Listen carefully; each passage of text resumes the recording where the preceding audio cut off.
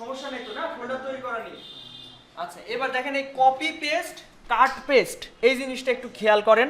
দেখেন আমি এই ফোল্ডারটা ওপেন করছি ডাবল ক্লিক করে, অথবা রাইট বাটন ক্লিক করে ওপেনে ক্লিক করতে পারেন, তাহলে এটা ওপেন হবে।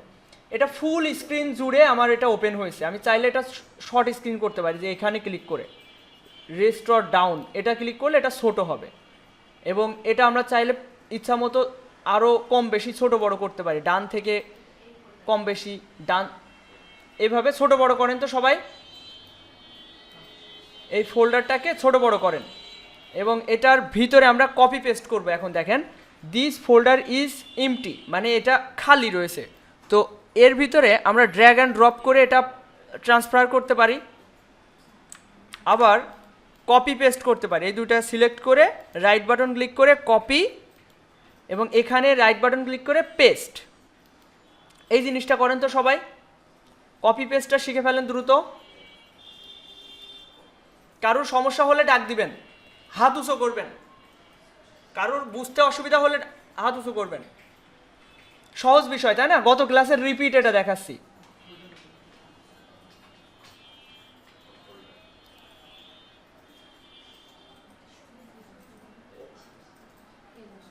আচ্ছা এটা কি সবার ক্লিয়ার?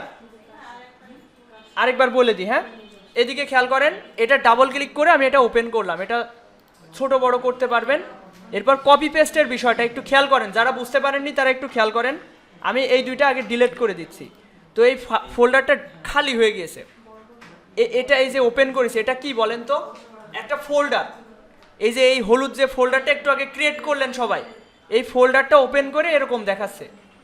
আচ্ছা এখন একটু সবাই এদিকে মনোযোগী হন, এদিকে সবাই একটু খেয়াল করেন। দেখেন এই যে ফোল্ডারটা একটু আগে কন্ট্রোল শিফট এন দিয়ে আপনারা ক্রিয়েট করলেন, এটা ডাবল ক্লিক করলে এটা এভাবে ওপেন হয়। এটা যেহেতু আমি একটু আগে তৈরি করলাম, এটা এখন খালি অবস্থায় আছে। তো এটার ভিতরে আমি যদি কিছু রাখতে চাই, এ দেখেন দিস ফোল্ডার ইজ এমটি, মানে এটা খালি রয়েছে তাই বোঝাচ্ছে। তো এই দুইটা আমি ড্র্যাগ অ্যান্ড ড্রপ করে মুভ করতে পারছি, তাই না? এখানে আর থাকছে না, এটা কাট করা হয়ে যাচ্ছে। আবার কন্ট্রোল জেড দিলে ব্যাকে চলে আসছে, মানে এখান থেকে সরে এখানে আগের অবস্থায় চলে আসছে। আচ্ছা আমরা তো আনডু শিখলাম, কন্ট্রোল জেড দিয়ে ব্যাকে রিডু করতে হয় কিভাবে বলতে পারবেন কেউ? কন্ট্রোল শিফট জেড রিডু, মানে আমি একটু ক্লিয়ার করি। কন্ট্রোল জেড দিয়ে আমরা আগের অবস্থানে ফিরতে পারি। এবার আমি চাচ্ছি আগের অবস্থানে আবার ফিরে যাব, মানে আমার কথাটা আপনারা হয়তো বুঝতে পারেননি, আমি আবার বোঝাচ্ছি। এটা দেখেন এই ফাইলটা আমি প্রথমে এখানে মুভ করলাম, করে আমি কন্ট্রোল জেড দিয়ে ব্যাক করলাম। তো আমার মনে হলো যে এই কন্ট্রোল জেড দিয়ে ব্যাক করার আমার দরকার ছিল না, আন্ডুর দরকার ছিল না। এবার আমি রিডু করতে পারি কিভাবে সেটা? Control shift Z. তো এটা সব জায়গায় আবার কাজ করে না, আমাদের ইলাস্ট্রেটর সফটওয়্যারে কাজ করে এটা। আচ্ছা এখানে এটা কাজ করছে না। আচ্ছা এদিকে খেয়াল করেন, এবার আমরা কাট করা শিখব। এই দুইটা কন্ট্রোল এক্স দিলে, মানে রাইট বাটন ক্লিক করে যে কাট করার শর্টকাট কি হচ্ছে কন্ট্রোল এক্স। এই যে কাট হয়ে গেল, এখানে এসে পেস্ট করলে এটা এখান থেকে এখানে চলে আসবে, আর কপি করলে দুই জায়গাতেই থাকবে।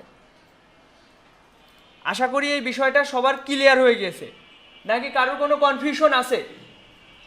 আচ্ছা যদি কনফিউশন না থেকে থাকে তাহলে আমরা ইলাস্ট্রেটর সফটওয়্যারে যেতে পারি। দেখেন সবার পিসির নিচে দেখেন এআই, এই যে লাল রঙের এআই এর ফুল ফর্ম হচ্ছে অ্যাডোবি ইলাস্ট্রেটর। এটাতে ক্লিক করেন, একটা ক্লিক করবেন, ক্লিক করলে সফটওয়্যারটা ওপেন হবে।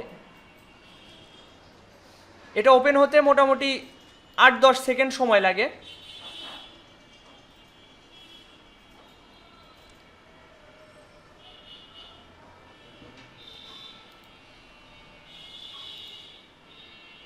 এটা আমাদের মেন সফটওয়্যার, ডিজাইনে ইলাস্ট্রেটর মেন সফটওয়্যার।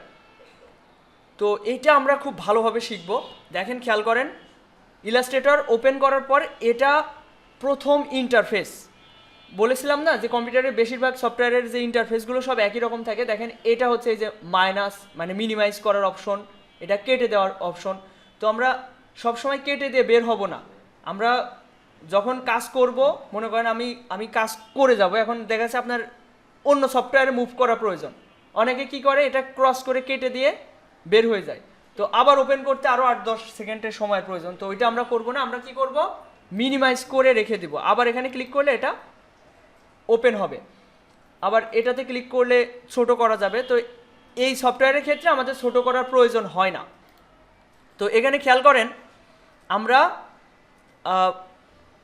আমরা যখন কাজ শুরু করব তখন আমাদের একটা পেজ নিতে হয়, আমাদের একটা ড্রয়িং পেজ নিতে হয়। ভাই তো লেট করে ফেলেছেন, ওই ওই কর্নারে বসেন, ওই যে একটা সিট ফাঁকা রয়েছে।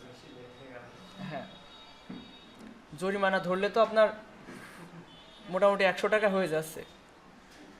ওনার গাড়ি পেতে সমস্যা হচ্ছিল, আমাকে জানিয়েছে। তো সমস্যা জানালে সমস্যা নেই, কিন্তু আপনি অকারণে ক্লাস ফাঁকি দিলে পরবর্তী ক্লাসে আসতে হলে অবশ্যই জরিমানা দিয়ে আসতে হবে। এটা সব ব্যাচের ক্ষেত্রে আমি করে থাকি। এখানে খেয়াল করেন, আমাদের ইলাস্ট্রেটরের প্রথম ইন্টারফেস, এই যে উপরে এটাকে বলা হয় মেনু বার। তারপর এই যে এটা রিসেন্ট কিছু ডকুমেন্ট, আমি যে কাজগুলো করে থাকি ওইগুলো দেখা যাচ্ছে রিসেন্ট ফাইলগুলো এখানে ওপেন হয়েছে।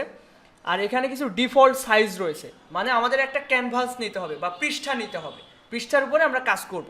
তো এখানে খেয়াল করেন,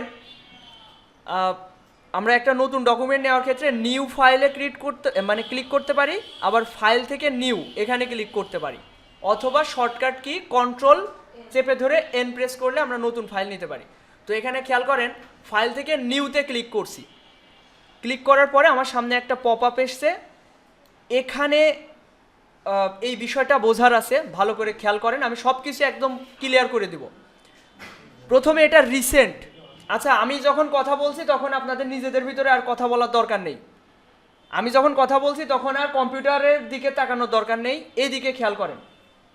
তো এখানে এটা এটা হচ্ছে রিসেন্ট ফাইল। দেখেন এর নিচে একটা দাগ দেওয়া রয়েছে, যে সাদা।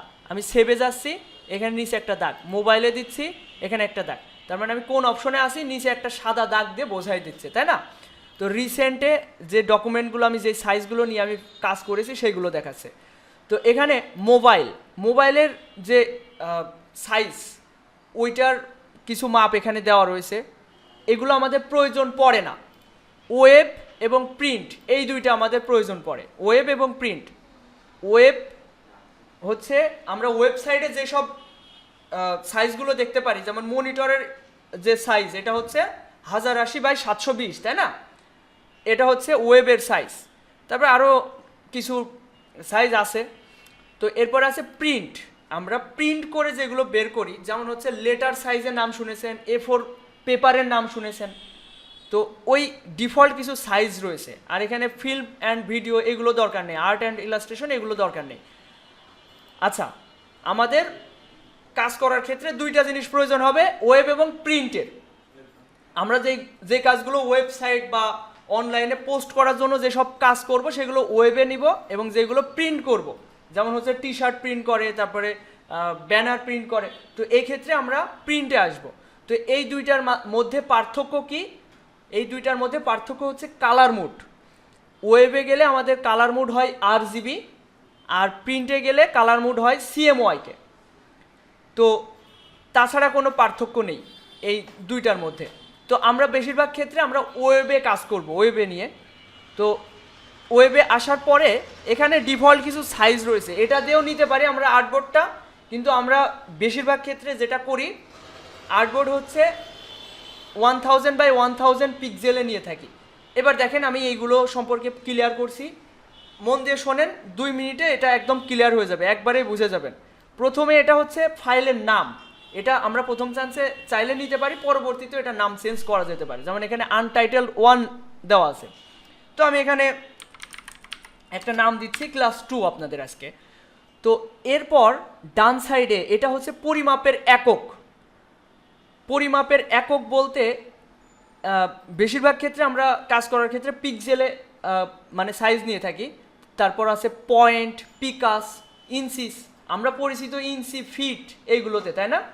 কিন্তু পিকাস, পয়েন্ট, পিক্সেল এগুলো সম্পর্কে আমরা কিন্তু অবগত না। তো এরপর আছে হচ্ছে ফিট অ্যান্ড ইঞ্চ, ইয়ার্ড, এগুলো নিয়ে আমাদের অত মাথা ঘামানোর কোনো প্রয়োজন নেই। মিলিমিটার, সেন্টিমিটার, মিটার এগুলো সম্পর্কে আমরা জানি। তো কিছু ক্ষেত্রে বায়ার স্পেসিফিক সাইজ দিয়ে থাকে, তো ওই সাইজ দিয়ে আমরা আর্টবোর্ড নিব। কিন্তু বেশিরভাগ ক্ষেত্রে আমরা কাজ করব হচ্ছে পিক্সেলে, পরিমাপের একক রাখবো পিক্সেলে। তো এখানে পিক্সেল ডিফল্টভাবে আছে। এরপর ওয়াইড মানে চওড়ার মাপটা কত হবে, তো আমি এখানে দুইটা, চওড়ার মাপও 1000 পিক্সেল দিব, হাইটের মাপও 1000 পিক্সেল দিব। দেখেন এখানে 1000 পিক্সেল দিচ্ছি। এখন এই জায়গায় ক্লিক করে আপনি আগের লেখাটা মুছতে হবে। মুছবেন কিভাবে, এভাবে ড্র্যাগ করে এটা সিলেক্ট করতে পারেন, অথবা এখানে 3টা ক্লিক করতে পারেন, পরপর 3টা, 1 2 3টা ক্লিক করলে এটা সিলেক্ট হবে। সিলেক্ট করে এটা আপনার আর রিমুভ করার প্রয়োজন নেই। আপনি যদি 1000 লেখা শুরু করেন, এখন আমি দেখেন কিবোর্ড থেকে নাম্বার কি 1000, আগেরটা কিন্তু অটো মুছে গিয়েছে, ওটা আলাদাভাবে যে আপনার রিমুভ করতে হবে ওরকম কোনো ব্যাপার নেই। এরপর দেখেন এটা হচ্ছে ওরিয়েন্টেশন। আমাদের এই আর্টবোর্ডটা যদি স্কোয়ার না হতো, আমি একটু অন্যরকম নিয়ে দেখাই। হাইটের মাপটা আমি 500 নিচ্ছি, হাইটের মাপটা 500 পিক্সেল নিচ্ছি, তাহলে বোঝাতে পারবো। ওরিয়েন্টেশন মানে দেখেন, ওরিয়েন্টেশন মানে এই যে এখানে এটা হচ্ছে চওড়া হয়ে গেল, মাপটা চওড়া হয়ে গেল। আর হাইটে দিলে ওয়াইডের মাপটা বেশি হয়ে যাবে, দেখেন ওয়াইডের মাপটা কম হয়ে যাবে। আর দেখেন এটা ওয়াইডের মাপ পরিবর্তন হচ্ছে, হাইটের মাপ পরিবর্তন হচ্ছে, দেখছেন? তো এটার মানে হচ্ছে এটা চওড়া করবে আর্টবোর্ডটা নাকি লম্বা করবে, এটাই। তো আমি এটা 1000 বাই 1000ই নিতে চাচ্ছি। আর এরপরে আছে আর্টবোর্ড। আমি যে আর্টবোর্ড নিব, ভিতরে পৃষ্ঠা নিব, এই পৃষ্ঠা কতটা নিব, তো আমি তো আমাদের প্রয়োজন বেশিরভাগ ক্ষেত্রে একটা, বিজনেস কার্ড ডিজাইনের ক্ষেত্রে 2টা প্রয়োজন হয়, কারণ 2 পার্ট হয় বিজনেস কার্ড। এরপর আছে ব্লিড অপশন। ব্লিড অপশনটা আপাতত আমাদের জানার প্রয়োজন নেই, পরবর্তীতে জানাবো। ব্লিড মানে একটা আর্টবোর্ডের চারিকোলে একটা মার্জিন টানা। এরপর আছে কালার মুড। কালার মুড এখানে 2টা আছে, RGB এবং CMYK। আমরা বেশিরভাগ সময় RGB কালার মুড নিব। এরপর আছে রাস্টার ইফেক্ট। রাস্টার ইফেক্ট এটা হচ্ছে 72 PPI ডিফল্টভাবে দেওয়া আছে, আমরা এটা 300 PPI করব। PPI মানে কি, পিক্সেল পার ইঞ্চি। 1 ইঞ্চির ভিতরে কতগুলো পিক্সেল থাকবে, যত বেশি পিক্সেল থাকবে তত ইমেজের কোয়ালিটি ভালো হবে, হাই কোয়ালিটি হবে। এরপর আমি নিচ থেকে হচ্ছে ক্রিয়েট দিচ্ছি, ক্রিয়েটে প্রেস করছি, তাহলে আমাদের একটা আর্টবোর্ড তৈরি হবে। তো অনেক কথা বেশি বাড়তি করে বলা হয়ে গিয়েছে, আমি আরেকবার দেখাই দিচ্ছি সহজে। আপনাদের এখন কাজ হচ্ছে একটা আর্টবোর্ড নিয়ে দেখা। দেখেন এখানে নিউ ফাইল, এখানে ক্লিক করলে এই পপ আপটা আসবে। আপনাদের কাজ হচ্ছে এখান থেকে ওয়েবে ক্লিক করা, এরপর এখানে পরিমাপের এককটা পিক্সেলে সেট করে দেওয়া। এরপর এখান থেকে এটা 1000 বাই 1000 দিবেন। না, এক কাজ করেন, হাইটের মাপটা আপনারা 800 দিবেন। হাইটের মাপটা 800, ওয়াইডের মাপটা 1000। এরপর রাস্টার ইফেক্ট 300 করবেন, করে ক্রিয়েট দিবেন। এটা করে দেখান। দেখেন এখানে এটার আর্টবোর্ডটা উচ্চতার মাপ 800 পিক্সেল আর চওড়ার মাপটা 1000। তো এটা নিয়ে দেখান সবাই।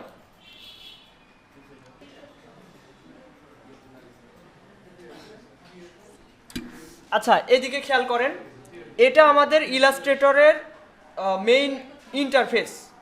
একটু এদিকে খেয়াল করেন সবাই এদিকে খেয়াল করেন। দেখেন আমাদের ডিজাইন করার জন্য ইলাস্ট্রেটর মানে ওয়ার্ল্ড ওয়াইড, মানে ইন্টারন্যাশনালভাবে এই সফটওয়্যারটা সব থেকে বেশি ব্যবহার করা হয়। একমাত্র প্রফেশনাল সফটওয়্যার হচ্ছে Adobe Illustrator, graphic design Illustrator এবং ফটোশপ। তো এখানে খেয়াল করেন এই ইন্টারফেসটা যেটা আছে, এই সাদা অংশটুকু আমাদের মেন হচ্ছে আর্টবোর্ড। আমরা ইলাস্ট্রেটরে আর্টবোর্ডের বাইরেও কাজ করতে পারি। দেখেন উপরে যে অপশনগুলো দেখতে পাচ্ছেন, এগুলোকে বলা হয় মেনু বার। আমাদের বিভিন্ন ফাংশন টাংশন সব এই মেনু বারের ভিতরে আছে। এরপর সেকেন্ড যে অপশনটা, এটাকে বলা হয় কন্ট্রোল প্যানেল। ভালো করে খেয়াল করেন, এইদিকে খেয়াল করেন, এটাকে বলা হয় কন্ট্রোল প্যানেল। আমাদের কাজের সুবিধার ক্ষেত্রে এই কন্ট্রোল প্যানেলটা অনেক বেশি ইফেক্টিভ। এখানে দেখেন আপনাদের যদি না থাকে, এই উইন্ডো থেকে এটা নিয়ে আসতে পারবেন। দেখেন এখানে কন্ট্রোল প্যানেলটা নাই, এই উইন্ডো অপশনে ক্লিক করে আমরা এই কন্ট্রোলে প্রেস করলে এটা চলে আসবে, কন্ট্রোল প্যানেলটা চলে আসবে। এরপর এই যে এটাকে বলা হয় ট্যাব। তো আমরা একই সাথে মাল্টিপল ট্যাবে কাজ করতে পারি। তো ফাইল থেকে নিউ আমরা আরেকটা আর্টবোর্ড নিতে পারছি। দেখেন এবার যেটা নিব 1000 বাই 1000 পিক্সেলের ক্রিয়েট। দেখেন এটা একটা আর্টবোর্ড, এটা একটা আর্টবোর্ড, দুইটা আলাদা আলাদা টিপ। এভাবে আমরা মাল্টিপল আরও কিছু ট্যাব নিতে পারি। তো এরপর এইগুলোকে বলা হয় টুলস। আমাদের ইলাস্ট্রেটরের এটা হচ্ছে সিলেকশন টুল, এই চারটা হচ্ছে selection tool, pen tool, text tool, এরকম আমাদের কাজের সুবিধার জন্য বিভিন্ন ধরনের টুলস এখানে আছে। এগুলোকে বলা হয় প্যানেল। আমাদের কাজের সুবিধার জন্য বিভিন্ন ধরনের প্যানেল, এগুলো সম্পর্কে আমি সব ক্লিয়ার করব। তো প্রথম যেটা করতে হবে আপনাদের, এটা জুম ইন জুম আউট আগে শিখতে হবে। অল্টার প্রেস করে যদি আমরা চাকাটা ঘুরাই, এই যে মাউসের যে চাকাটা, তাহলে জুম ইন জুম আউট হবে। আবার জুম টুল আছে, এখানে খেয়াল করেন, আগে আমার কথাটা শোনেন তারপরে করেন। এখানে জুম টুল আছে, এই জুম টুলের সাহায্যে, এই জুম টুলে থাকা অবস্থায় আমি যদি ক্লিক করি একটু একটু করে জুম হবে। আর যেখানে ক্লিক করব সেখানেই জুম হবে, মানে ডান সাইডে ক্লিক করলে ডানের দিকটা জুম হতে থাকবে। তো এটা ইউজার ফ্রেন্ডলি মনে হয় না আমার কাছে। মানে এর বিকল্প হচ্ছে আপনি যেই টুলেই থাকেন না কেন, অল্টার প্রেস করে ধরে আপনি চাকা ঘুরাবেন, জুম ইন জুম আউট হবে। এবং মাউসের যে কার্সরটা, এই যে যেটা এটা নড়ে বেড়াচ্ছে, এটাকে কার্সর বলে। এই কার্সরটা যেখানে রাখবেন সেই জায়গাটা জুম হবে। খেয়াল করেন, আমি এই কর্নারটা জুম করতে চাচ্ছি, তাহলে এইটা মাঝ বরাবর চলে আসছে। তারপর এইটা আমি জুম করতে যাচ্ছি, এটা মাঝ বরাবর চলে আসছে। এটা হচ্ছে জুম টুল। এরপর আছে হ্যান্ড টুল। এই যে এর জুম টুলের বামে যেটা আছে এটা হ্যান্ড টুল। এটার সাহায্যে আমি ডানে বায়ে সরাতে পারছি, এই আর্টবোর্ডটাকে ডানে বায়ে সরাতে পারছি। তো এই হ্যান্ড টুলের শর্টকাট কি হচ্ছে, কিবোর্ডে যে সবচেয়ে বড় যে বাটনটা স্পেস, এটা চেপে ধরে রাখলে হ্যান্ড হয়ে যায়। তো এটা অবস্থায় মাউসের লেফট বাটন ক্লিক করে ডানে বায়ে সরালে এটা ডানে বায়ে উপর নিচে সরবে। তো সবাই জুম ইন জুম আউটটা এবং হ্যান্ড টুলটা একটু ট্রাই করার চেষ্টা করেন। জুম ইন জুম আউট হবে, অল্টার প্রেস করে চাকাটা ঘোরাতে হবে।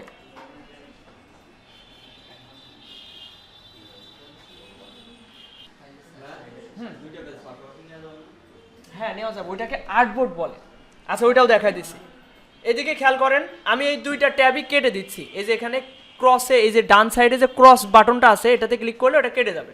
এরপর খেয়াল করেন, ফাইল থেকে নিউ, সবাই যেটা ভাবছেন যে দুইটা পৃষ্ঠা একসাথে কিভাবে নেওয়া যায়, ওটাকে আর্টবোর্ড বলে। এই যে এখানে যদি আমি আর্টবোর্ডের সংখ্যায় যে আপ অ্যারোতে ক্লিক করে দুইটা করে দিই, তাহলে আমি যদি এখন ক্রিয়েটে ক্লিক করি, পাশাপাশি দুইটা আর্টবোর্ড থাকবে। আসলে নতুন নতুন যে হচ্ছে পেজ নেওয়ার যে বিষয়টা, এটা থাকলে ওটা আলাদা পৃষ্ঠা থাকবে।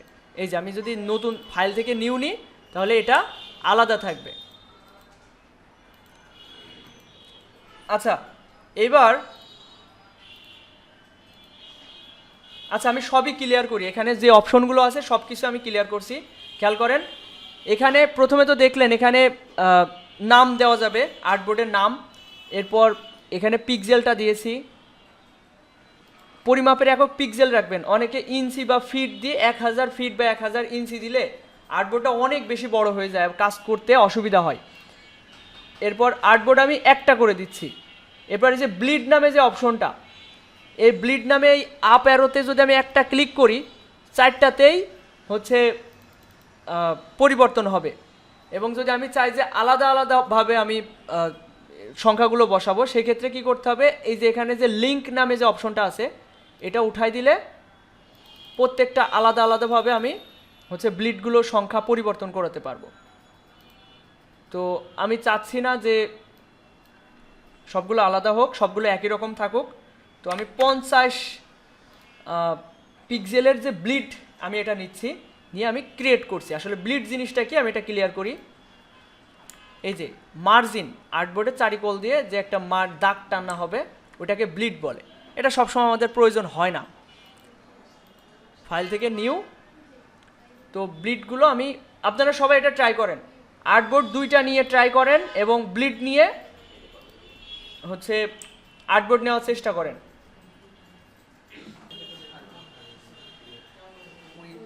মুড প্রিসেট করা যায় ভিতরে, ওটা ডিপ অ্যাডভান্স, ওটা আপাতত দেখাচ্ছি না। আচ্ছা এদিকে খেয়াল করেন, এবার সবাই এদিকে খেয়াল করেন। দেখেন আমি আগে আপনাদের একটা নোট ওপেন করি। এটা ব্যাচ 4-এর হচ্ছে ক্লাসের যে ধারাবাহিকতা, প্রত্যেক ক্লাসে কি নেওয়া হয়। এখানে খেয়াল করেন, আমরা এখানে এসেছি ডিজাইন শিখতে। 3 মাসের ভিতরে ডিজাইন শিখবো, বাকি 3 মাস আমরা মার্কেট প্লেস থেকে আর্নিং করার প্রচেষ্টা করব। তো এখানে প্রত্যেকটা ক্লাস খুবই গুরুত্বপূর্ণ। কোনো কারণে যদি আপনি একটা ক্লাস মিস দেন, তার মানে আপনি ওই ধারাবাহিকতা থেকে ছিটকে যাবেন, আপনার ওই শেখার প্রতি আগ্রহটাও চলে যাবে, এটা সত্য কথা। তো কোনোভাবে আপনারা ক্লাস মিস দিবেন না, কোনো ক্লাস। এখানে আজকের ক্লাসে আমরা দেখব হচ্ছে ইলাস্ট্রেটরের basic, selection, direct selection, rectangle tool, এইগুলা। এই 2 ঘন্টায় অনেক কিছু দেখানো সম্ভব এবং প্রত্যেকটা ক্লাসে অনেক কিছু শেখানো হয়।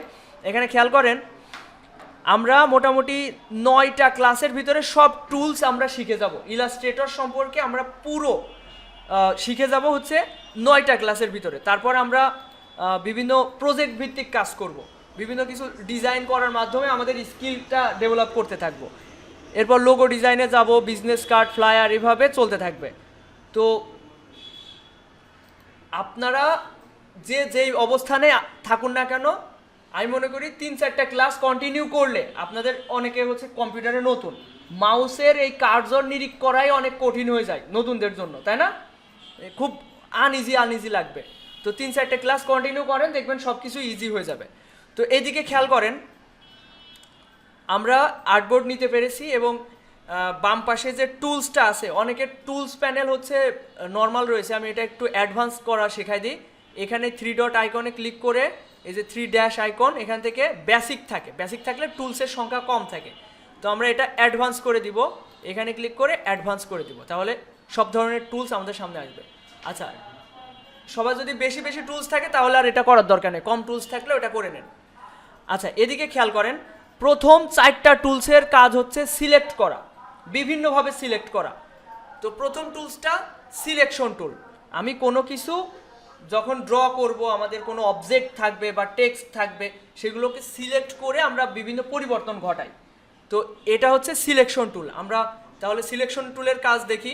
প্রথমে সিলেক্ট করার জন্য কোনো তো একটা অবজেক্ট প্রয়োজন। তো আমরা রেক্ট্যাঙ্গেল টুল থেকে, এই যে টি এর নিচে রেক্ট্যাঙ্গেল টুল থেকে আমরা একটা শেপ তৈরি করি, একটা রেক্ট্যাঙ্গেল তৈরি করছি। তো দেখেন, আমি একটা রেক্ট্যাঙ্গেল তৈরি করলাম, এটার কালার সাদা, এবং সাদা আর্টবোর্ডের উপর সাদা তো ভিজিবল হচ্ছে না, এই জন্য আমি কালারটা চেঞ্জ করছি। এটা সিলেক্ট থাকা অবস্থায় আমি একটা কালার করছি। তো এই জিনিসটা সবাই করেন। তো একটা রেক্ট্যাঙ্গেল নেন, এটা সিলেক্ট থাকা অবস্থায় এই যে কন্ট্রোল প্যানেল থেকে একটা কালার করবেন।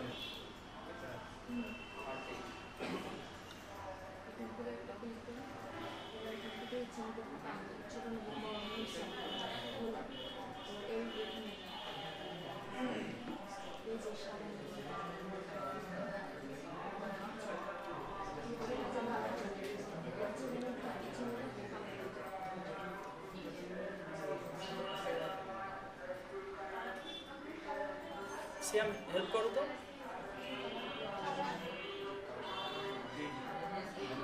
হয়েছে, ইন্দ্রজিৎ হয়েছে। আচ্ছা, যারা একটু ভালো বোঝে কম্পিউটার সম্পর্কে, তাদের মনে হবেন যে ছোট ছোট স্টেপের জন্য অনেক সময় লেগে যাচ্ছে। আসলে সবাই, অনেকে নতুন আছে তো অনেকের সমস্যা হবে। তো কয়েকটা ক্লাস কন্টিনিউ করলে সব ইজি হয়ে যাবে।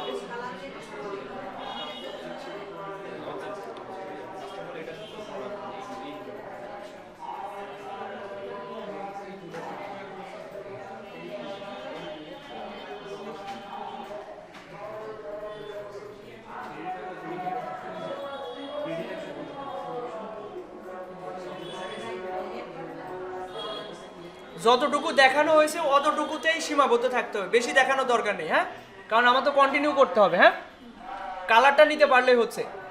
এদিকে খেয়াল করেন, এই যে বক্সটা ক্রিয়েট করলাম, এটাকে আমি যদি মুভমেন্ট করতে চাই, সেক্ষেত্রে আমার কোন টুলে থাকতে হবে?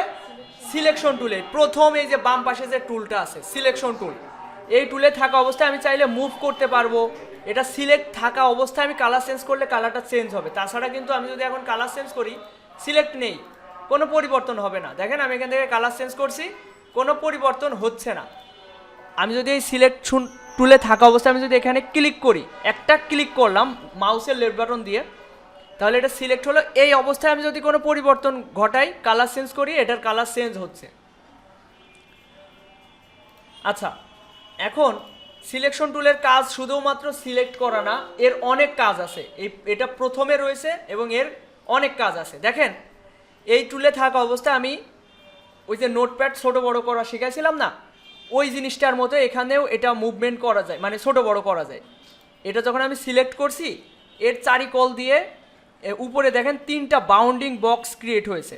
এই যে ছোট ছোট স্কোয়ার শেপ, এইগুলোকে বলে বাউন্ডিং বক্স।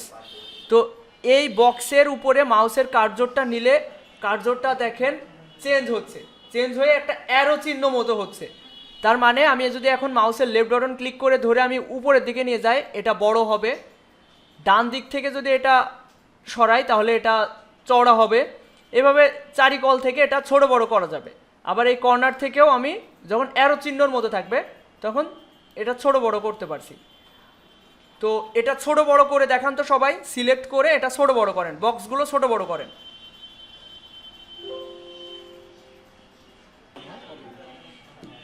আচ্ছা, সবাই কি বক্সটাকে ছোট বড় করতে পেরেছেন? এবার আমরা রোটেট করা শিখবো। দেখেন, এই সিলেকশন টুলের অনেকগুলো কাজ, আমরা এগুলো আগে শিখে নিই। এরপর দেখেন, এই মাউসের কার্সরটা, এই যে এটাকে কার্সর বলে, যেটা মুভমেন্ট করছে, এটা আমি যখন এখান থেকে একটু সরাচ্ছি, দেখেন একটু চাঁদের মতো বাঁকা অ্যারো চিহ্ন দেখা যাচ্ছে। এই অবস্থায় আমরা রোটেট করতে পারি। যদি আমি মাউসের লেফট বাটন ক্লিক করে ধরে এভাবে সরাই তাহলে এটা ঘুরবে, মানে রোটেট হবে। তো এটা করেন তো সবাই, রোটেট করেন সবাই। এটা একটু নতুনদের জন্য সমস্যা হতে পারে, মানে এরকমটা হলে তারপরে মাউসের লেফট বাটন ক্লিক করে এভাবে সরাবেন।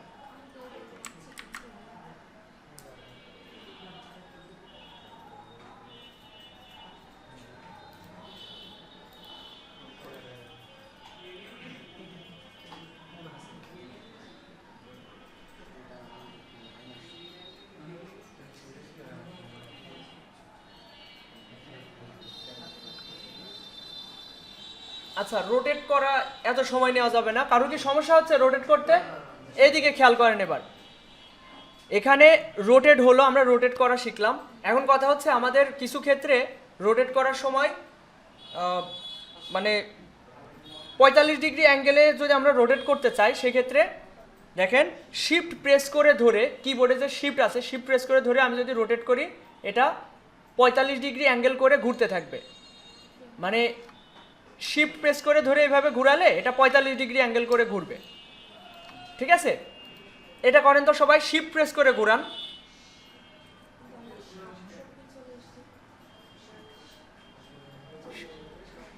যে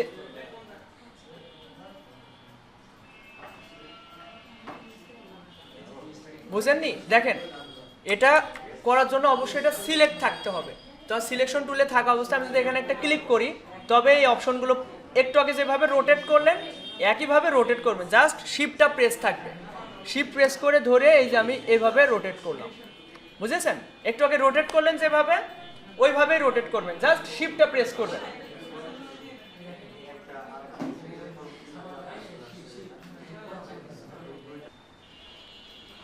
আচ্ছা, সবাই কি ঘোরাতে পেরেছেন, রোটেট করতে পেরেছেন? আচ্ছা, এবার দেখেন শিফটের আমাদের অনেক কাজ। প্রথম দিন বলেছিলাম কন্ট্রোল, অল্টার এবং শিফট, এই তিনটার অনেক কাজ। তো আমরা যখন বক্স ক্রিয়েট করি, বক্স আমরা কতভাবে ক্রিয়েট করি আমরা একটু খেয়াল করি। এই বক্স মানে রেক্ট্যাঙ্গেল টুলে থাকা অবস্থায় আমি যদি ফাঁকা জায়গায় একটা ক্লিক করি, তাহলে আমাকে একটা পপ আপ দিবে এবং পারমিশন চাইবে আমি কত পিক্সেল বাই কত পিক্সেলে শেপটা নিতে চাচ্ছি, রেক্ট্যাঙ্গেলটা নিতে চাচ্ছি। তো ওয়াইডের মাপ আমি 1000 পিক্সেল দিচ্ছি। যেহেতু আমরা আর্টবোর্ডের সাইজ আমরা জানি যে 1000 পিক্সেল, তাহলে বুঝতে পারবেন যে মাপটা ঠিক আছে কিনা। দেখেন, হাইটের মাপ আমরা 700 দিচ্ছি, দিয়ে ওকে দিচ্ছি। এবার দেখেন আমাদের যে আর্টবোর্ড এই যে শেপটা তৈরি করে দিল, সেটা চওড়ার মাপ কত দিয়েছিলাম? 1000। এই জন্য এই আর্টবোর্ডের সাইজেও তো 1000 পিক্সেল, তো এর সাথে এটা সেম মিলে গিয়েছে। আর হাইটের মাপ দিয়েছি 700 পিক্সেল, তাই এটা একটু ছোট আছে। তো সবাই একটা রেক্ট্যাঙ্গেল টুলে থাকা অবস্থায় ফাঁকা জায়গায় একটা ক্লিক করবেন, মানে আর্টবোর্ডের উপরে একটা ক্লিক করবেন, করার পরে মাপটা 500 পিক্সেল বাই 500 পিক্সেল দেন।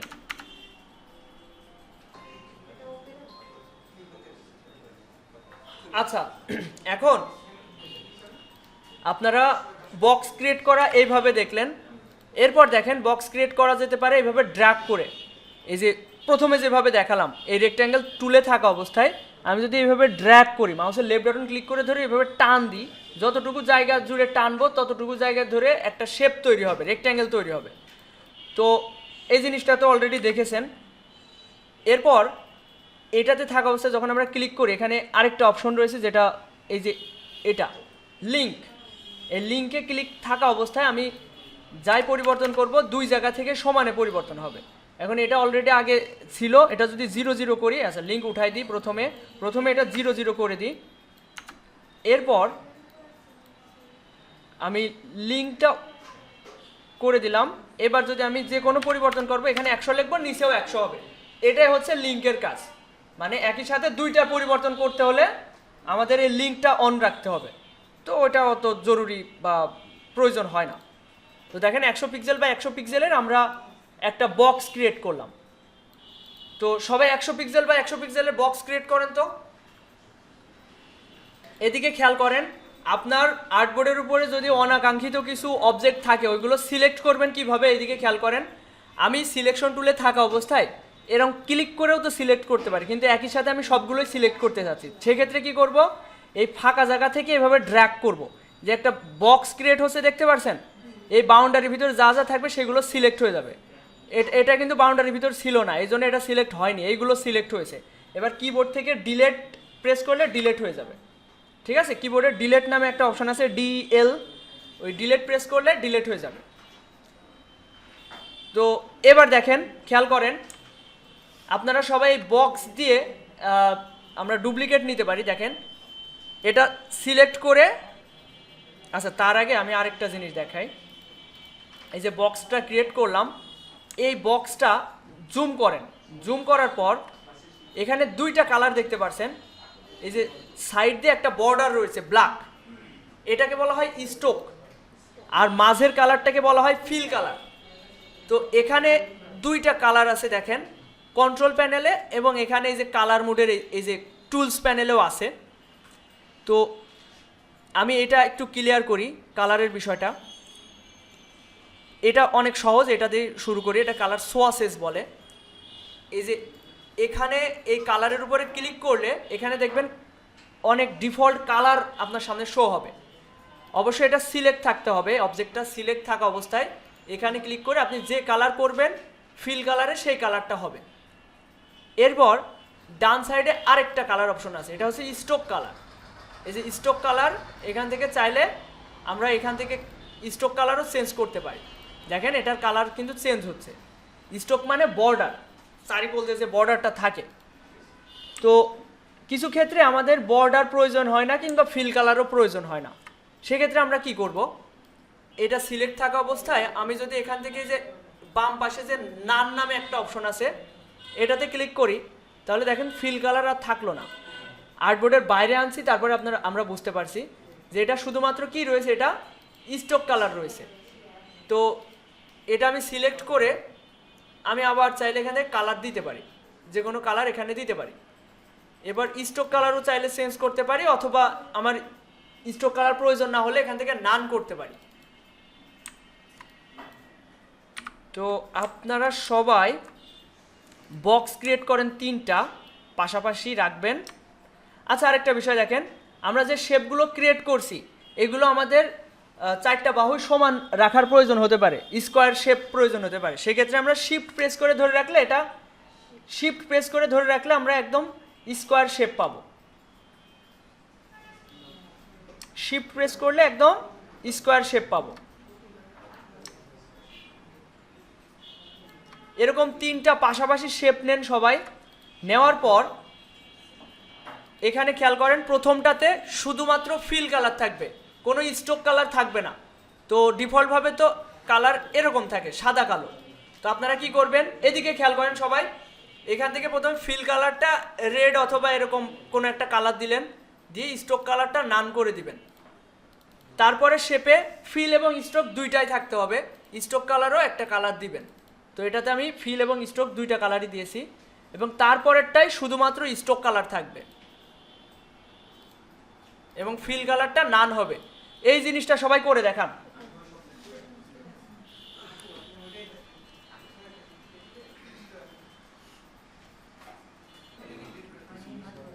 আচ্ছা এদিকে খেয়াল করেন এবার সবাই, যে যতটুকু পেয়েছেন, আর একটু কনফিউশন আমি ক্লিয়ার করি। এদিকে খেয়াল করেন সবাই, জয় আপাতত পিছনে বসো। আচ্ছা আমি 3টা বক্স ক্রিয়েট করেছি, আশা করি সবাই বক্স ক্রিয়েট করা নিয়ে আর কোনো কনফিউশন নাই। এবার এই যে স্ট্রোক কালারটা, এটা আমরা চাইলে মোটা করতে পারি, স্ট্রোক মানে যে বর্ডারটা আছে ওটা মোটা করতে পারি। সেটা কয়ভাবে করতে পারি দেখেন, এই যে স্ট্রোক, এখানে এটা স্ট্রোক কালার বলে, এটা এখান থেকে তো স্ট্রোক কালার চেঞ্জ করা যায়, দেখেন এখানে রেড কালার করেছি। তো এরপরে আছে স্ট্রোক নামে একটা অপশন। তো এখান থেকে আমি যদি এই যে এখানে 3ভাবে আমরা মোটা চিকন করতে, মানে চাইলে মোটা করতে পারি, চাইলে চিকন করতে পারি। তো প্রথম অপশন হচ্ছে অ্যারো চিহ্ন। তো উপরে ক্লিক করলে এটা মোটা হবে, উপরে ক্লিক করে চেপে ধরে রাখিছি, তাহলে স্ট্রোক কালারটা মোটা হচ্ছে। নিচে চাপ দিয়ে ধরে রাখলে চিকন হবে। এরপর মাঝে যে অপশনটা, এটা আমরা চাইলে ডিফল্টভাবে পিটিটা সেট করে দিতে পারি। তো ডিফল্টভাবে বলা যায় না, আলাদাভাবে এটা সেট করতে পারি। তো এটা আমি চাইলে সিলেক্ট করতে পারি কিভাবে, মানে এখানে আমি চাচ্ছি এখানে 15 আছে, আমি 20 করব, 20 পিটি করব। তো এটা কিভাবে করা যেতে পারে, মাউসের লেফট বাটন ক্লিক করে ধরে এভাবে ড্র্যাগ করলে এটা সিলেক্ট হয়ে যাবে। এবার আমি কিবোর্ড থেকে যে কোনো সংখ্যা যদি আমি টাইপ করি, ওই সংখ্যা হয়ে যাবে। দেখেন এখানে 15 ছিল, আমি এখানে 20 মানে 20 লিখে দিচ্ছি। লিখে দেওয়ার পরে আমি ফাঁকা জায়গায় এখানে ক্লিক করব, দেখবেন এটা 20 পিটি হয়ে গিয়েছে। আচ্ছা 15 20 এর ভিতরে পার্থক্য বোঝা যাচ্ছে না, আমি প্রথমে এটা 1 পিটিতে নিয়ে আসি, তাহলে বুঝতে পারবেন। 1 এই যে 2 পিটি আছে, এবার এটাকে আমি 20 পিটি করে দিচ্ছি, দিয়ে ফাঁকা জায়গায় এখানে ক্লিক করবো, এই দেখেন 20 পিটি হয়ে গেল। অবশ্যই যে কোনো অবজেক্টকে সিলেক্ট না করলে ওইটার পরিবর্তন হবে না। এই যে আমি এটা সিলেক্ট করে রাখিছি বিধায় এখানে আমি পরিবর্তনটা করতে পারছি। তো এরপরে এটার পিটিও আমি বাড়াই দিচ্ছি। এখন আমি যেটা বলছিলাম যে কয়ভাবে করতে পারি, প্রথমত এখানে এই যে এটা চেপে ধরে মোটা করতে পারি, চিকন করতে পারি। এরপর এখানে ডিফল্টভাবে লিখে, যেমন 15 20 আমি লিখে মোটা করতে পারছি। এরপরে আরেকটা সিস্টেম আছে যেটা আমি সবথেকে বেশি ব্যবহার করি, সহজ, সেটা হচ্ছে মাউসের কার্সরটা এখানে রেখে চাকাটা ঘোরাবেন, চাকাটা উপরের দিকে ঘোরালে এটা মোটা হবে। এটা সবচেয়ে ইউজার ফ্রেন্ডলি মনে হয় আমার কাছে, এটা সবাই ট্রাই করতে পারেন। নিচের দিকে ঘুরাইলে চিকন হবে, উপরের দিকে ঘুরাইলে মোটা হবে, ঠিক আছে? তো এটা করেন তো সবাই। পয়েন্ট। তো এর ডান সাইডে আরেকটা সিস্টেম আছে, এটা হচ্ছে ডিফল্ট কিছু মাপ দেওয়া আছে। এই যে ডিফল্ট, এই যে ডান সাইডে একটা অ্যারো চিহ্ন আছে, এই অ্যারো চিহ্নতে ক্লিক করলে ডিফল্ট কিছু মাপ দেখতে পারবেন। এখানে 20 করে দিলে 20, কিংবা আরও মোটা 100 পিটি করে দিলে 100 পিটিতে মোটা হয়ে যাবে। তো এখানে ডিফল্ট কিছু মাপ আছে, এটাও ট্রাই করেন। আচ্ছা এখন এই ফিল নেওয়া, স্ট্রোক কালার সম্পর্কে আমরা মোটামুটি বুঝেছি। আর আমরা যেহেতু এই বিষয়গুলোতে অভ্যস্ত না, বুঝতে অসুবিধা হবে, মনে থাকবে না, স্বাভাবিক। কিন্তু আমরা এইগুলোই প্রতিনিয়ত করি। আপনাদের 2-3টা ক্লাস করলে সব কিছুই ভালো লাগা শুরু করবে, ঠিক আছে? তো দেখেন ক্লাসগুলো খুবই ইন্টারেস্টিং, দেখবেন প্রত্যেকটা ক্লাসই করতে ভালো লাগবে। এরপর ডিরেক্ট সিলেকশন টুল দেখলাম, এবার আমরা এই সিলেকশন টুল দেখলাম, এবার ডিরেক্ট সিলেকশন টুল। একই রকম আইকন, কিন্তু এটা ডিরেক্ট সিলেকশন টুল। সিলেকশন টুলে আমরা জাস্ট সিলেক্ট করতে পারি, তাই না? এবার দেখেন আমরা আরেকটু দেখি, এই সিলেকশন টুলে আরেকটু দেখি। এটা আমি সম্পূর্ণ ডিলিট করে দিচ্ছি, করে দিয়ে প্রথম থেকে আমি নতুন একটা শেপ নিচ্ছি। শেপটা শিফট প্রেস করে ধরে নিচ্ছি, শিফট প্রেস করার কারণে এটা একদম সার্কেল হবে, 4টা বাহুই সমান থাকবে। এবং এটার দেখেন স্ট্রোক কালারটা নান রয়েছে। আমরা কিভাবে বুঝতে পারছি, যে কন্ট্রোল প্যানেলে এখানে এই যে লাল দাগ দিয়ে বোঝা যাচ্ছে স্ট্রোকটা নেই। চাইলে আবার স্ট্রোক নেওয়া যেতে পারে, যে ব্ল্যাক স্ট্রোক নিয়েছি। তো আমরা এখন কোনো স্ট্রোক নিব না, এটা নান করে দিব। দেওয়ার পর আমরা সিলেকশন টুলে থাকা অবস্থায় দেখেন চাইলে কর্নারগুলো রাউন্ডেড করতে পারি। এই যে এখানে 4 কর্নারে দেখেন এরকম ডট রয়েছে, সবাই কি দেখতে পাচ্ছেন ডটগুলো? এই ডটে ক্লিক করে ধরে আমি যদি টান দিই তাহলে কর্নারগুলো চাইলে রাউন্ডেড কর্নার করা যেতে পারে, আবার এটা এরকম টেনে ইচ্ছামতো করতে পারি। এখন চাইলে এক একটার এই যে এখানে ক্লিক করে আমরা চাইলে ওই ইগুলো এই যে মেজারমেন্টগুলো আলাদা আলাদা দিতে পারি, কিন্তু এত ডিটেলসে আমাদের প্রয়োজন হয় না। তো এটা সবাই রাউন্ডেড কর্নার করেন, তো একটা শেপ নিয়ে ওটা রাউন্ডেড কর্নার করেন, আর কাজ করার সময় এটা ফুল জুম করে নেবেন। কাজ করার সময় জুম করে নেবেন, দেখা যায় আপনি এই অবস্থায় যদি কাজ করেন তাহলে এটা কাজ করতে সমস্যা হতে পারে। এটা জুম করে নেবেন, অল্টার প্রেস করে ধরে চাকা ঘুরায় নেবেন।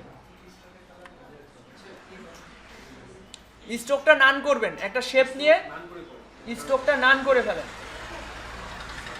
সিলেক্ট থাকা অবস্থায় কন্ট্রোল প্যানেল স্ট্রোকে ক্লিক করে নান করে দেন। এবার দেখেন রেক্ট্যাঙ্গেল টুলে থাকা অবস্থায় আমি যখন একটা শেপ নিব এভাবে শিফট প্রেস করে ধরলে এটা একদম স্কোয়ার শেপ হবে। এরপর আমরা সিলেকশন টুলে গিয়ে সিলেকশন টুলের আরেকটা কাজ, এটা কিবোর্ড থেকে যে অল্টার আছে ALT এটা চেপে ধরে ওটা ধরে রাখবো, মাউসের লেফট বাটন ক্লিক করেও ধরে রেখে আমি ডান দিকে সরাচ্ছি, তাহলে এর একটা ডুপ্লিকেট তৈরি হবে। একইভাবে এভাবে আমি যেমনি সেমনি নিলে এক একটা করে ডুপ্লিকেট তৈরি হবে। এটা করেন তো সবাই, অল্টার প্রেস করে ধরে হচ্ছে ডুপ্লিকেট তৈরি করেন।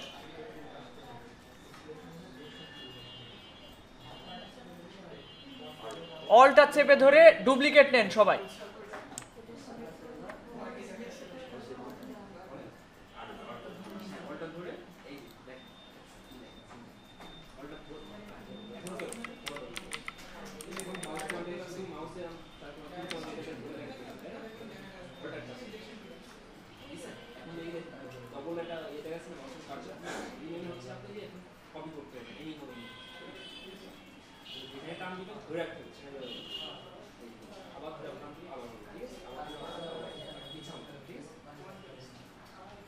ওকে, হয়েছে না সবার? সহজ সহজ স্টেপ, বেশি লেট করা যাবে না, অনেক কিছু দেখতে হবে। এদিকে খেয়াল করেন, আমরা যখন এটা টান দিয়ে নিব এই তখন এর মাপ তো হচ্ছে উপরে নিচে হয়ে যেতে পারে, তাই না? এটা আমরা যদি একই সমতলে রাখতে চাই, সমানে রাখতে চাই, সেক্ষেত্রে অল্টারের সাথে সাথে একই সাথে শিফটও প্রেস করব। শিফট প্রেস করে একই সাথে অল্টার এবং শিফট প্রেস করলে এটা সমানে থাকবে, ঠিক আছে? একদম সমানে থাকবে। এটা করেন তো সবাই, অল্টার এবং শিফট প্রেস করলে একদম সমানে থাকবে।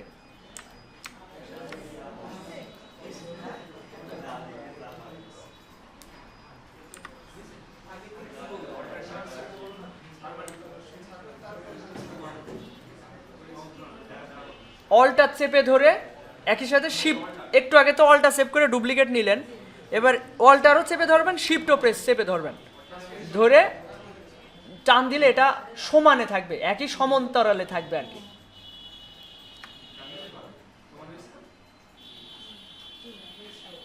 সবাই কি পেরেছেন এটা?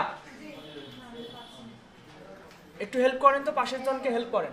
সবাই পারলে পাশের জনকে হেল্প করবেন।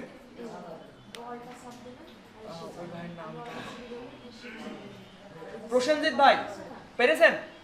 সমস্যা হলে ডাক দিবেন, সমস্যা হলে ডাক দিবেন। আচ্ছা, এবার এদিকে খেয়াল করেন, আমরা অল্টার করা শিখলাম, মানে ডুপ্লিকেট নেওয়া শিখলাম। এবার দেখেন একদম ছোট একটা শেপ নেন, এক কর্নারে শিফট প্রেস করে নেওয়ার পর এটার আমরা চাইলে ডুপ্লিকেট নিতে পারছি অল্টার প্রেস করে, তাই না? অল্টার চেপে ধরে এবং একই সাথে শিফট প্রেস করছি যাতে করে এটা সমান্তরালে থাকে। এবার কিবোর্ড থেকে কন্ট্রোল চেপে ধরে ডিতে প্রেস করতে থাকবেন। কন্ট্রোল ডি প্রেস করতে থাকলে এটা মধ্যকার দূরত্ব সমান থাকবে। আপনার যদি অনেকগুলো ইসের প্রয়োজন হয়, শেপের প্রয়োজন হয়, সেক্ষেত্রে আপনার মাপ নিয়ে কোনো সমস্যা থাকবে না।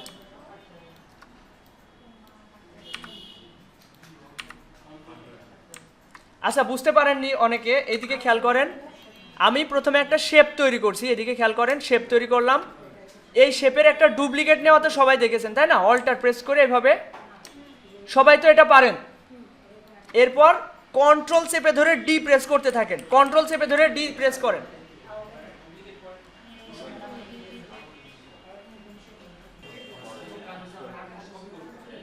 আচ্ছা আমি আরেকটু ক্লিয়ার করি, অনেকের সমস্যা হতে পারে। এদিকে খেয়াল করেন, আমি একটা শেপ নিলাম, অলটা চেপে ধরে একটা ডুপ্লিকেট নিলাম, এটাতেও কারো সমস্যা নেই। সমস্যা আছে যদি আপনি ফাঁকা জায়গায় ক্লিক করেন, তাহলে এই কাজটা আর হবে না। তো এটা সিলেক্টেড থাকা অবস্থায় আমি কন্ট্রোল ডি প্রেস করব। আপনি যদি ফাঁকা জায়গায় একটা ক্লিক করেন, তারপরে কন্ট্রোল ডি প্রেস করেন, কোনো কাজ হবে না কিন্তু। দেখেন অলটা চেপে একটা ডুপ্লিকেট নিচ্ছি, এরপর কন্ট্রোল ডি প্রেস করতে থাকছি।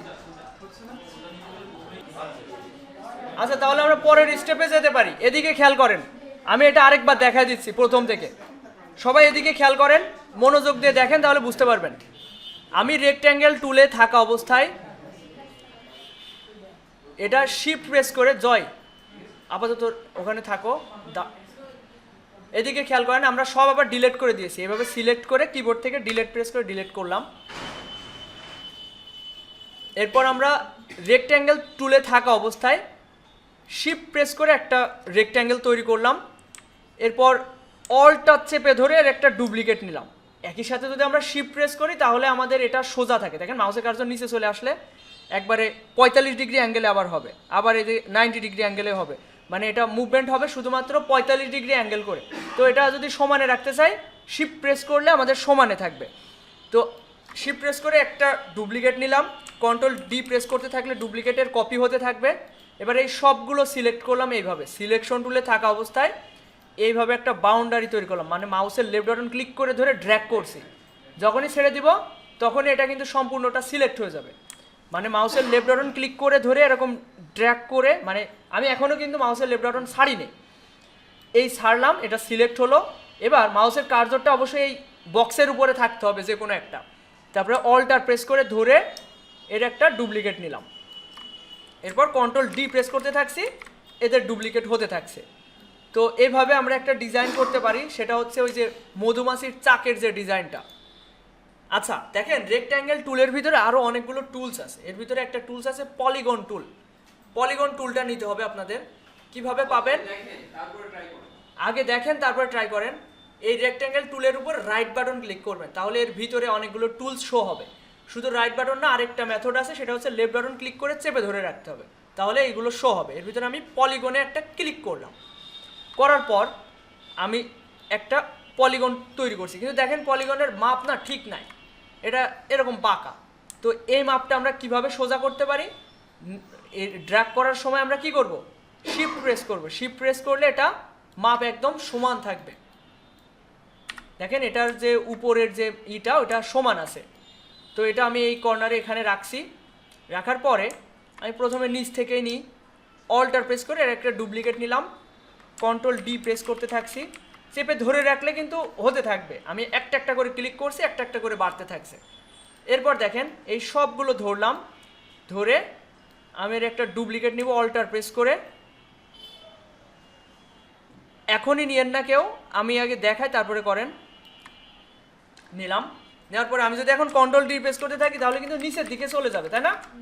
তো আমি এটা করব না, আমি কি করব, দুইটা আবার ধরবো, দুইটা লাইন আবার সিলেক্ট করবো। এই দুইটা লাইন সব সিলেক্ট করে অলটার প্রেস করে এই পজিশনে রাখবো। রাখার পরে কন্ট্রোল ডি প্রেস করে থাকবো, তাহলে একেবারে ডানের দিকে যেতে থাকবে। তো এটা সবাই ট্রাই করেন তো, হয়েছে না? একবারে যারা পারবে তারা তো একটু লিজেন্ড। এবার দেখেন আমি আবার প্রথম থেকে দেখাচ্ছি, ভালো করে খেয়াল করেন।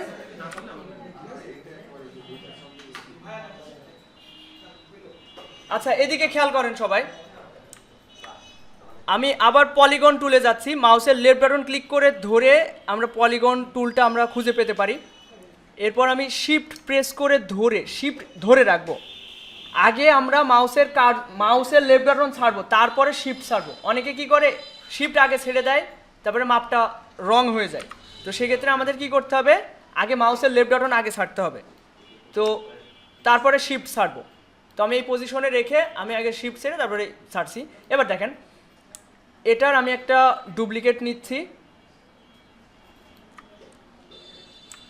কন্ট্রোল ডি প্রেস করতে থাকছি। এরপর কি করব, এই সবগুলো ধরে আচ্ছা, এটার মেজারমেন্ট এভাবে হওয়াটা একটু সমস্যা হবে। এটার স্ট্রাকচার আবার অন্যরকম হয়ে যাবে। এটা লম্বা লম্বি ভালো মানাবে। নিচের দিকে নিতে হবে, অল্টার প্রেস করে আমি একটা ডুপ্লিকেট নিচ্ছি, কন্ট্রোল ডি প্রেস করতে থাকছি। এরপর এই সবগুলো ধরে অল্টার চেপে ধরে এর একটা ডুপ্লিকেট নিচ্ছি, এবং এটা একটু নিচের দিকে, আমি কিন্তু সমানে নিচ্ছি না, এটা শিফট ধরলে আবার বেশি চলে যায়, শিফট ধরার দরকার নেই, চোখের আন্দাজে এইভাবে একটা জায়গায় রাখবো। এরপর এই দুইটা লাইনই ধরে অল্টার চেপে ধরে এটা সমানে নিয়ে আসবো। এটা অল্টার এবং শিফট একই সাথে প্রেস করতে পারেন যাতে করে এটা সমানে থাকে ডান সাইডে। এরপর কন্ট্রোল ডি প্রেস করতে থাকবেন। দেখেন তো এখানে সবার পারেন কিনা, আরেকবার কেটে দিয়ে আরেকবার করেন তো, দুইবার করতে তো সমস্যা নেই, সবগুলো কেটে দেন, কেটে দিয়ে আরেকবার করেন।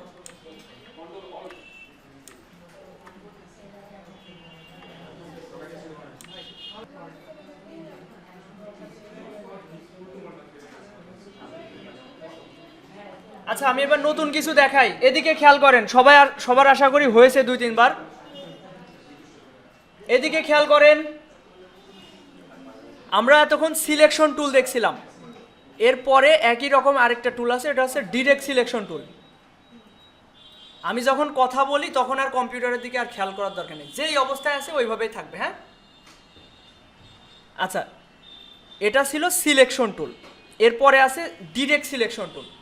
তো দেখেন, রাইট বাটন ক্লিক করে আমি রেক্ট্যাঙ্গেল টুলে গেলাম, একটা শেপ তৈরি করলাম, ড্র করলাম, করার পর সিলেকশন টুলে আমরা কি করছিলাম, এভাবে মুভমেন্ট করতে পারছিলাম, কর্নারগুলো 4টেই একসাথে করতে পারছিলাম। আবার এখানে ক্লিক করে একটাও করা যায়, কিন্তু ডিরেক্ট সিলেকশন টুলের সাহায্যে কি করব, একটা কর্নার আলাদাভাবে সিলেক্ট করা যায়। দেখেন, একটা যখন বক্স ক্রিয়েট হয়, এর কিছু ইসের মাধ্যমে এই বক্সটা ক্রিয়েট হয়, এইগুলোকে বলে অ্যাঙ্কর। এই যে কর্নারগুলো আছে না, এটাকে বলা হয় অ্যাঙ্কর। যেমন আমাদের হাতের যে কবজিটা আছে, এখান থেকে ভাঁজ হচ্ছে, এটাকে বলা হয় অ্যাঙ্কর। তো অ্যাঙ্করটাকে আমরা মুভমেন্ট করতে পারি। খেয়াল করেন, আমরা ডিরেক্ট সিলেকশন টুলের সাহায্যে আমি যদি একটা অ্যাঙ্করকে সিলেক্ট করতে চাই সেটা পারব, কিন্তু আমরা নর্মাল সিলেকশন টুলের সাহায্যে কিন্তু আমরা একটা অ্যাঙ্করকে আমরা সিলেক্ট করতে পারি না। আমরা ডিরেক্ট সিলেকশন টুলের সাহায্যে অ্যাঙ্করগুলোকে সিলেক্ট করতে পারি, এবং এটা সিলেক্ট করে আমরা চাইলে একটা কর্নারকে রাউন্ডেড করতে পারি। আবার এই অ্যাঙ্করটাকে আমরা চাইলে মুভমেন্ট করতে পারি, এই শেপের যে স্ট্রাকচারটা এটাকে আমরা চেঞ্জ করে ফেলতে পারি। ঠিক আছে, তো আবার এই অ্যাঙ্করকে ডিলেটও করে দিতে পারি। এটা সিলেক্ট করে আমরা কিবোর্ড থেকে ডিলেট করে দিচ্ছি, এই অ্যাঙ্করটা ডিলেট হয়ে গিয়েছে। তো সবাই একটা বক্স ক্রিয়েট করবেন, করে ডিরেক্ট সিলেকশন টুলের সাহায্যে এই প্রত্যেকটা অ্যাঙ্করটাকে মানে যখন অ্যাঙ্কর নামটা উঠবে তখন এটা সিলেক্ট করে এটা মুভমেন্ট করবেন। তো এটাতে সরাসরি কাজ না করলে, শুধু দেখে গেলেই হবে না, আপনাদের এখন যদি সরাসরি করেন সেটা মাথায় থাকবে, তা না হলে শুধু দেখে গেলেন, বুঝলেন সহজ বিষয়, কিন্তু মাথায় থাকবে না। তো এটা মুভমেন্ট করবেন সবাই, এই অ্যাঙ্করগুলোকে মুভমেন্ট করবেন, সবাই করেন তো।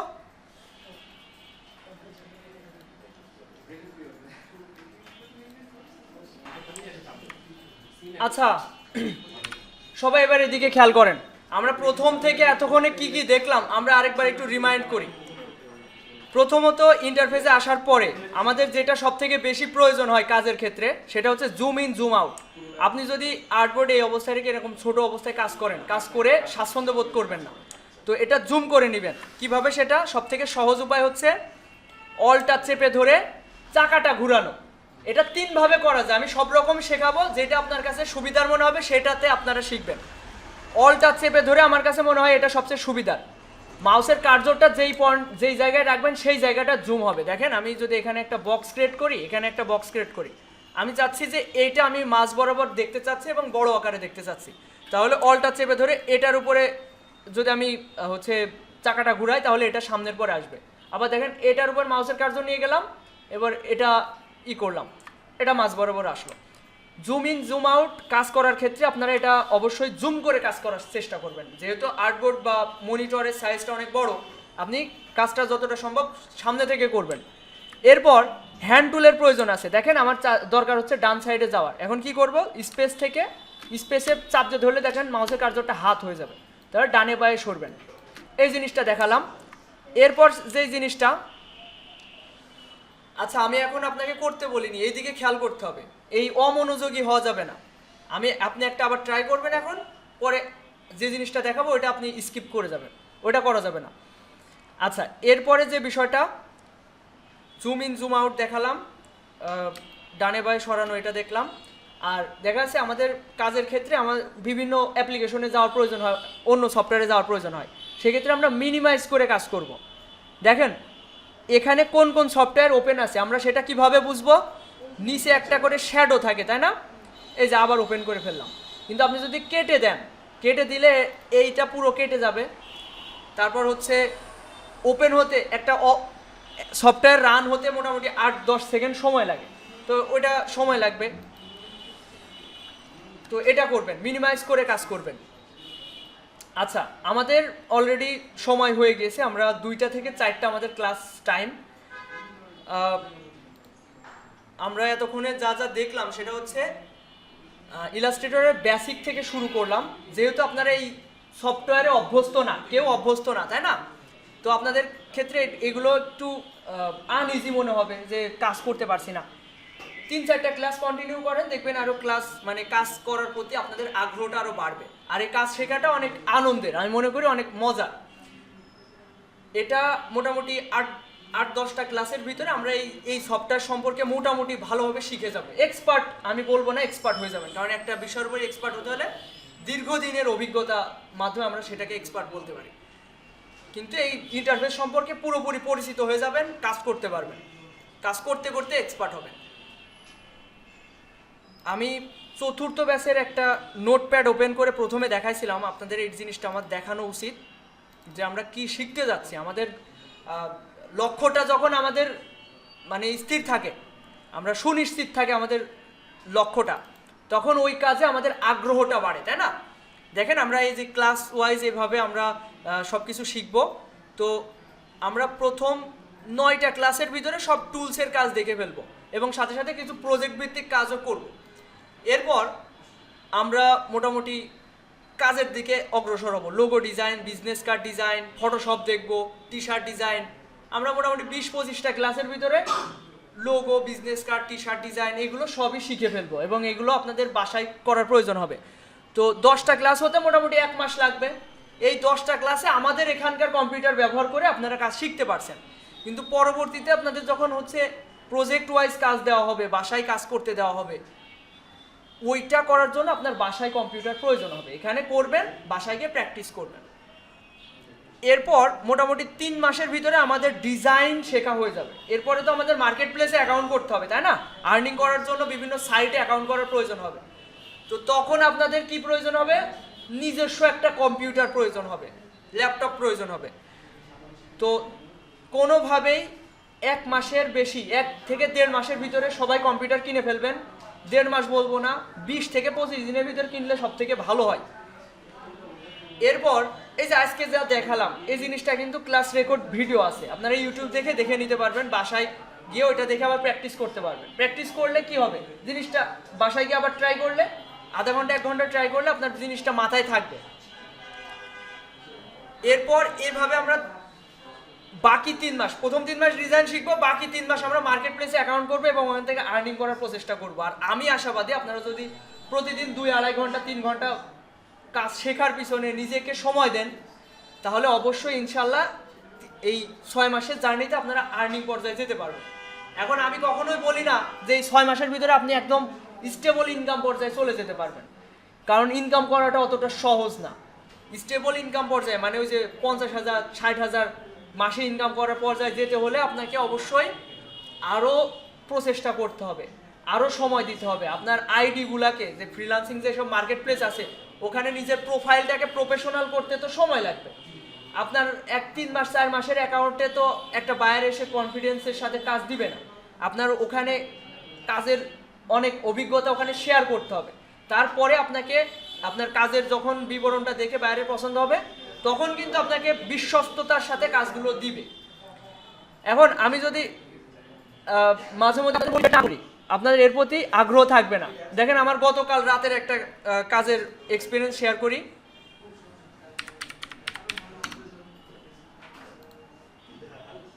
এদিকে খেয়াল করেন সবাই। এখন আপাতত গল্প করার দরকার নেই, 5 মিনিটের ভিতর ছেড়ে দিচ্ছি, সবাই চলে যাবেন। এদিকে খেয়াল করেন, এটা আমার বাসার ল্যাপটপের অ্যাকাউন্ট, আমি রিমোট কন্ট্রোলে অ্যাক্সেস নিলাম। এখানে খেয়াল করেন গতকাল রাতে এই বায়ারটা আমাকে মেসেজ দেয় ইউনাইটেড স্টেট থেকে। তো এ $125 একটা অর্ডার করেছে, কাজ দিয়েছে আমাকে $125, আমি পাবো আমি $100, মানে মোটামুটি 11,000 11,500 টাকা। এই কাজটা করতে আমার মোটামুটি 5 ঘন্টা যদি আমি পরিশ্রম করি এই কাজটা উঠাই ফেলতে পারবো। আমি সেই জায়গায় 10 ঘন্টায় ধরলাম, 10 ঘন্টা পরিশ্রম করব।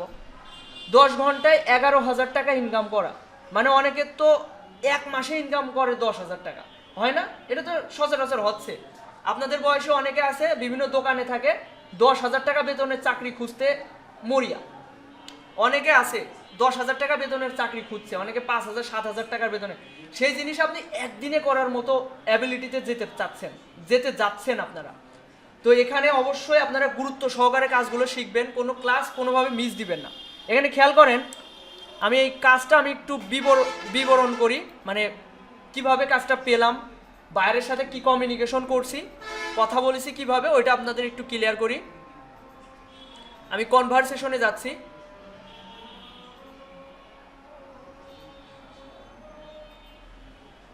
আচ্ছা দেখেন, এই বায়ারটা আমাকে মেসেজ দেয় গতকাল ছিল কত তারিখ, 12 তারিখ, আজকে 13 তারিখ, 12 জানুয়ারি 25। Do you include the logo design? তুমি কি তোমার এই প্যাকেজের ভিতরে লোগো ডিজাইন, মেনু কার্ড ডিজাইনও করে দিবা? তো আমার একটা অটো মেসেজ, এটা আমার অটোমেটিক চলে যায়, যে কোনো বায়ার যে কোনো মেসেজ দিলে আমার এই মেসেজটা তার সামনে চলে যায়। ওই যে গত ওরিয়েন্টেশন ক্লাসে যেটা বলেছিলাম যে আমার সাথে যোগাযোগ করার জন্য আপনাকে ধন্যবাদ, আমি আপনার কাজটা করতে আগ্রহী, দয়া করে এই ইনফরমেশনগুলো দিন। লোগোর নাম কি হবে, আপনার যদি কোনো ডিজাইন স্যাম্পল থাকে সেটা পাঠান, কি ধরনের কালার ব্যবহার করবেন, আর আপনার ব্যবসা সম্পর্কে কিছু বলার থাকলে সেটা বলেন। এই কথাটা তার অটো মেসেজে চলে যায়। তারপরে আমি বললাম ইয়েস। তারপর আমি বললাম do you need a logo and menu design? তোমার কি লোগো এবং মেনু ডিজাইন দুইটাই প্রয়োজন? এই কথাটা কিন্তু আমি গুগল ট্রান্সলেটের সাহায্যে ট্রান্সলেট করে নিয়ে এসেছি। ভয়েসে বলেছি, কি বলেছি দেখেন, মানে আপনাদের কনফিডেন্স যোগাচ্ছি যে আসলে কঠিন কিছু না। আপনার কি লোগো এবং মেনু কার্ড উভয় ডিজাইনই প্রয়োজন? বাংলায় তো সবাই কথা বলতে পারেন, তাই না? এখানে লাস্টে একটা জিজ্ঞাসার চিহ্ন দিলে হ্যাঁ অটোমেটিক হয়েছে। Do you only need a logo and menu design? এটা কপি করলাম, জাস্ট Ctrl+V দিলে, আমরা পেস্ট তো শিখেছি তাই না, Ctrl+V দিলে ওখানে পেস্ট হয়ে যাবে।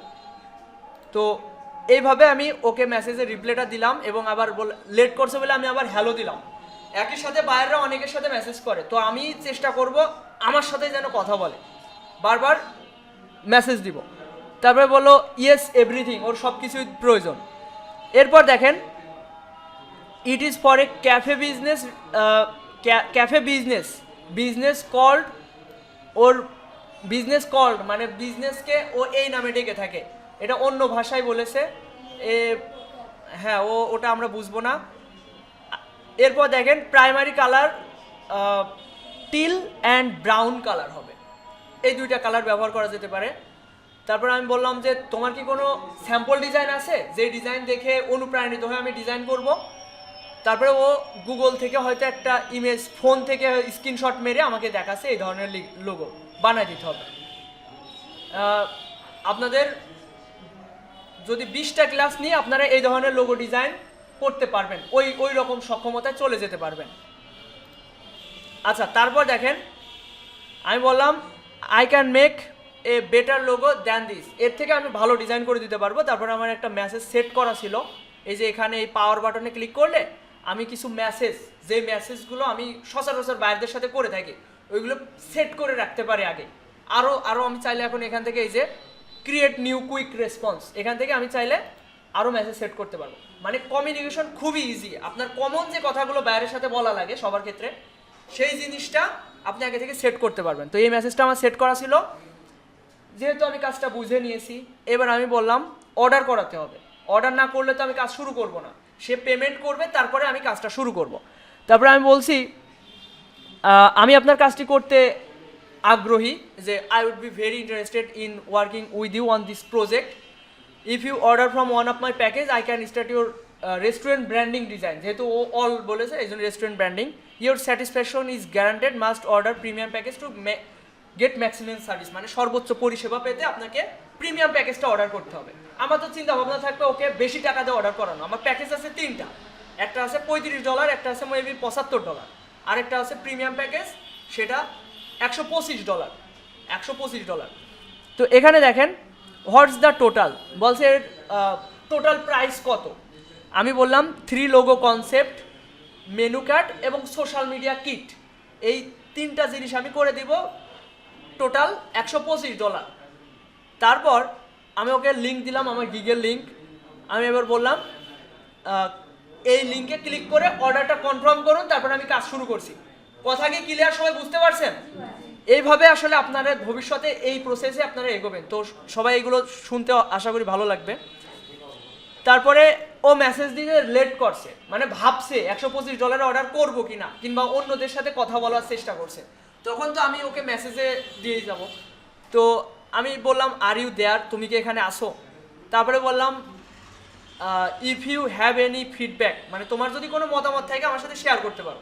এটা কিন্তু অনেকক্ষণ পর পর মেসেজ দিচ্ছি, মানে 5 মিনিট 10 মিনিট পরে, যাতে ওকে আমি কথার মাধ্যমে আমার সাথেই কনভারসেশনে রাখতে পারি। এরপরে ও বললো ইয়েস, মানে লেটে রিপ্লাই দিচ্ছে, ও যাচাই বাছাই করছে কার থেকে কার অর্ডার দেবো, যেহেতু কম্পিটিশন মেলা, কাকে থেকে কাকে অর্ডার দেবে। তো বলছে give me couple of minute, কয়েক মিনিট সময় দিন ভাবার জন্য। তারপরে আমি দিছি, দিয়ে আমি ঘুমিয়ে পড়ছি। আমার তো হচ্ছে তখন এই দেখেন কথা বলতে বলতে রাত 1:13 বেজে গিয়েছে। শুরু করছে কয়টায়? শুরু করেছে কথা হচ্ছে 10:48-এ, সেই কথা শেষ হয়েছে 1:13-তে। মানে অনেকক্ষণ পর পর রিপ্লে দেয়, বেশিরভাগ ক্ষেত্রে এমনটাই হয়। সবাই যাচাই বাছাই করে কীরকম কী বানাবো না বানাবো। আমাদের ক্ষেত্রে কি হয়, কোনো কিছু যদি আমরা দারাজে অর্ডার করতে যাই, আমরা কয়েকটা যাচাই বাছাই করি না, কয়েক জায়গায় মেসেজ দিয়ে দিয়ে রাখি। এরপরে যে বেশি কথা বলবে, অনলাইন থাকবে, তাকেই তো অর্ডারটা দিব। এরপর দেখেন, এরপর আমার অর্ডারটা শুরু হয়েছে। এবার অর্ডারটা যদি যাই, আমি ভিউ অর্ডারে যাই, এখানে খেয়াল করেন এটা আসলে অনেক ঘোলা দেখা যাচ্ছে, কারণ আমি রিমোট কন্ট্রোলে অ্যাক্সেস করছি, তো এই কারণে ঘোলা লাগছে। আমি রিকোয়ারমেন্টে যদি যাই, রিকোয়ারমেন্টে না, ডিটেলসে দেখেন এই অর্ডারটার প্রাইস হচ্ছে $125। এর জন্য এই সার্ভিসগুলো আমি দিব, এবং এর টাইমটা হচ্ছে 7 দিন, ডুরেশন 7 দিন। আমি 7 দিনের ভিতরে যে কোনো দিন আমি কাজটা করে দিতে পারি। 7 দিনের ভিতরে আমার কাজটা ডেলিভার করলেই হচ্ছে। এই হচ্ছে ফ্রিল্যান্সিংয়ের স্বাধীনতা। তো আমি চাইলে, এই যে কালকে অর্ডার এসছে, আমি কিন্তু এখনো ধরেও দেখিনি। আচ্ছা, আরেকটা কাজ, এই যে গতকাল যেটা করলাম, গতকাল রাতে একটা কাজ $35, শুধুমাত্র লোগো ডিজাইন, এই যে ডেলিভার করে দিয়েছি গতকাল রাতে। এই যে $35 এই অর্ডারটা ডেলিভার করে দিয়েছি। তার কথা মতো আমি তার লোগোটা ডিজাইন করে সাবমিট করেছি। যেহেতু প্রিমিয়াম প্যাকেজ অর্ডার করেছে, 3টা ভেরিয়েন্ট করে দিয়েছি, 3 রকম লোগো আমি তাকে ডিজাইন করে পাঠিয়েছি। এবং এর ভিতর থেকে যে কোনো একটা চুজ করবে, তারপর ওটার কোনো কালার ভেরিয়েশন বা কোনো ফন্ট চেঞ্জিং, বিভিন্ন চেঞ্জের প্রয়োজন হয়, ওটাকে বলে রিভিশন। ওই রিভিশনটা করে দিলে কাজ শেষ। অথবা এক চান্সে একটা ডিজাইন পছন্দ করেও নিতে পারে, তখন অর্ডার কমপ্লিট হয়ে যাবে। তো এই হচ্ছে প্রসেস। এখন কথা হচ্ছে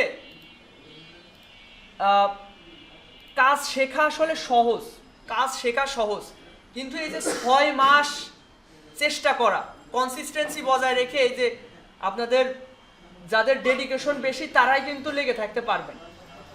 তাছাড়া যারা ধৈর্য কম, তারা 2-3টা ক্লাস মিস দিবেন, দেখবেন এর প্রতি আগ্রহটা সরে যাচ্ছে। মানে আপনি 2-3টা ক্লাস মিস দিয়ে আপনি ক্লাসে আসবেন, দেখবেন যে সব কিছু এলোমেলো লাগছে, সব কিছু মনে হবে যে আমি পারছি না, পারবো না, এরকম মনে হবে। কিন্তু যারা ক্লাস রেগুলার করবেন, তাদের ক্ষেত্রে বিষয়টা অন্যরকম। তাদের সব কিছু সহজ মনে হবে, একদমই সহজ মনে হবে। আচ্ছা, একটু গল্প কম করতে হবে আপন, একটু গল্প কম করতে হবে। একটু এদিকে খেয়াল করেন, আমি এখনই ছেড়ে দিব, 4:09 বেজে গিয়েছে। আমি যেটা করি প্রথম ক্লাসে সবার সাথে একটা সেলফি তুলি, প্রচারেরও প্রয়োজন আছে। পিছন থেকে আপন লাইটগুলো জ্বালায় দাও তো।